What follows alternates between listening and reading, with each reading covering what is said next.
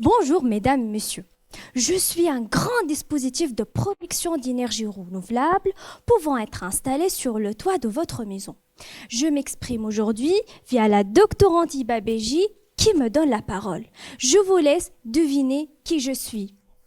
Bravo, vous avez trouvé, je suis un panneau solaire photovoltaïque. Savez-vous comment je fonctionne? Mon mode de fonctionnement est très simple. Dès que vous me mettez à la lumière, je commence à convertir l'énergie transmise par le soleil en électricité. Mais on me nomme les feignants à cause de mon rendement qui est faible, entre 10 et 20%. Maintenant, je donne la parole à Hiba qui va vous expliquer comment elle peut m'aider pour diminuer ma paresse. Merci. Le sujet de ma thèse repose sur l'optimisation des couches anti-reflets pour augmenter les performances des panneaux solaires. Mais pour trouver des solutions, il faut déjà commencer par comprendre d'où vient le problème. Lorsqu'on expose le panneau solaire à la lumière du soleil, un pourcentage de rayonnement solaire ne sera pas converti en énergie électrique à cause de phénomènes de réflexion sur sa surface. Pour éviter cela, je vais recouvrir le panneau solaire d'une couche qui va l'aider à mieux absorber.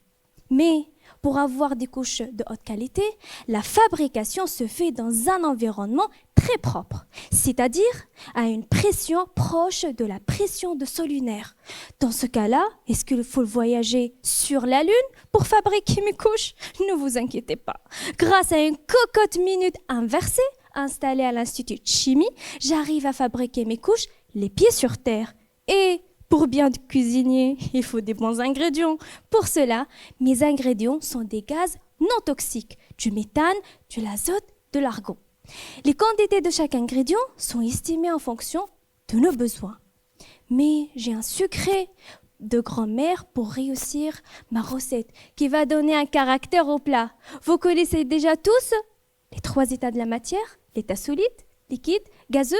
Savez-vous qu'il existe un 4e état de la matière? Oui, c'est le plasma. C'est un gaz excité par une décharge électrique. Il en existe 2 types, naturels comme les éclairs, les étoiles, et artificiels comme dans un tube à néon. Vous avez encore deviné, mon secret est de transformer tous mes ingrédients en plasma artificiel. Pour finir, je fais tout cuire à 400 degrés pendant quelques minutes.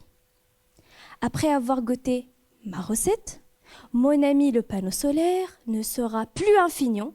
Il va pouvoir transformer plus de 20% de rayonnement solaire en électricité. Merci.